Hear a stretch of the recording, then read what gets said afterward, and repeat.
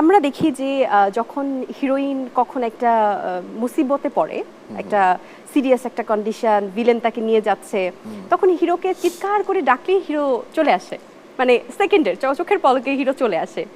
এটা কি কখনো লজিক্যালি পরবর্তীতে সিনেমা দেখে আপনার মনে হয়েছে যে এটা আসলে কিভাবে সম্ভব, যে আসলে নায়িকা বলতেছে বাঁচাও আমাকে, সাথে সাথে hero entry, how is it possible? মানে ঢাকা শহরের যে রাস্তা সেখানে তো মনে হয় যে কারওয়ান বাজার থেকে এফডিসি তে আসলে অনেক সময় লেগে যায়। প্রেমিক আসলে মানে প্রেমিকার আশেপাশেই থাকে, সো আসতে সময় লাগে না।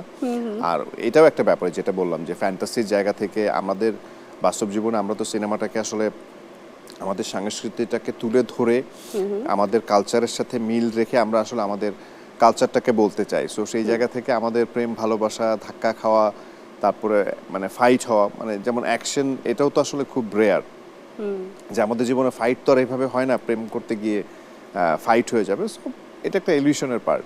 রাইট। আচ্ছা, আরো একটি রীতি আছে, আরেকটি কথা আছে, প্রবাদ আছে যে রাধে সে ভালো চুলো বাঁধে। তো আমরা কিন্তু নীরবকে দেখেছি ঝুঁটি বাঁধতে, এবং এখনো আছে। না, আমি চুল মানে বাঁধতে অনেক ভালো পারি, এবং আমার চুল যদি কেউ বেঁধে দেয় সেটা আমার কোনোদিন পছন্দ হয় না। সেটা হচ্ছে শুটিং এর সময় হয়, মেকআপের কেউ এসে মানে চুল বেঁধে দিচ্ছে, বা আমার বউ যদি বাসায় আমার যদি দেখা যাচ্ছে আমি বলছি চুলটা বাঁধো, মানে কারোটাই হয় না। মানে আমি আমার আচ্ছা, এই ক্ষেত্রে প্রশ্নটা হচ্ছে যে যেহেতু বলে যে রাধে সে চুলো বাঁধে, তো আপনি যেহেতু ঝুঁটি বাঁধেন, তো আপনিও কি ভালো রান্না করতে পারেন কিনা, ভালো রাঁধুনি কিনা? না, একদমই না। আমি রান্নাবান্না একদমই পারি না। যেটা হচ্ছে অনেক আগে যখন স্কুল কলেজে পড়তাম তখন হতো না, বাসায় আম্মা বা আব্বু যখন থাকতো না, তখন রাতের বেলা ফ্রেন্ডরা থাকার প্ল্যান করতাম। তখন দেখা যেত আমরা ৩-৪ জন ফ্রেন্ড মিলে মানে খিচুড়ি রান্না করব।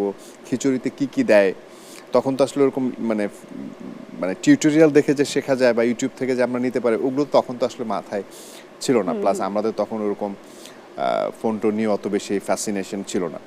সো আমরা নিজেরা আইডিয়া করে করে রান্না করতাম, এবং কখনো মানে খিচুড়ির কালার হয়ে যেত বাসন্তী রঙের, কখনো হয়ে যেত মানে অফ হোয়াইট কালার। তো এরকম করতে করতে এক্সপেরিমেন্ট করতে করতে যা রান্না করা হয়েছে তাই। প্লাস মানে ডিম ভাজা হয়েছে জীবনে মনে হয় অনেক বেশি। আচ্ছা, এই মানে এর বেশি কিছু না।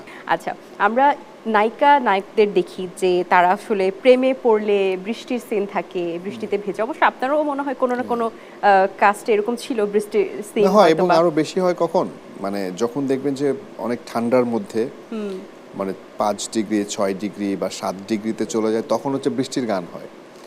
আর যখন মনে করেন 35 ডিগ্রি 38 ডিগ্রি 40 ডিগ্রি, তখন দেখা যাচ্ছে 2-3টা ওভারকোট জ্যাকেট ট্যাকেট পরে শুটিং করে, মানে রিভার্স হয় সবসময়। Reverse হয়। এবং আমার মনে আছে একটা বৃষ্টির গান করেছিলাম একটা ছবিতে। ওই ছবির তখন শ্রীমঙ্গলে মানে 7.2 ছিল, এবং ওইখানে বৃষ্টির মধ্যে মানে মানে রেইন দিয়ে করা হচ্ছে, এবং রেইনের মধ্যে গরম পানি দিয়ে দিয়ে, বাট ওই ঠান্ডায় তখন আর গরম পানি থাকে না, মানে সাথে সাথে ঠান্ডা হয়ে যাচ্ছিল। সো মানে কি যে অবস্থা। লাইফে এরকম অনেক এক্সপিরিয়েন্স আছে আছে না, আমরা কাজ করতে গেলে কত ধরনের এনভায়রনমেন্ট, কত ধরনের পিপল, নতুন নতুন পিপলদের সাথে মিট আপ হওয়া, সবকিছুই ভালো। তো বৃষ্টির সময় তো দেখা যায় যে নায়ক নায়িকারা জুটিয়ে প্রেম করছেন, নাচছেন, গাইছেন, একে অপরকে প্রেম নিবেদন করছেন। তো তাদের মোবাইল ফোন কি ভিজে নষ্ট হয়ে যায় না? না, তখন আসলে মানে প্রেম করার সময় আমার মনে হয় যে এগুলো কোনো কিছু মাথায় থাকে না।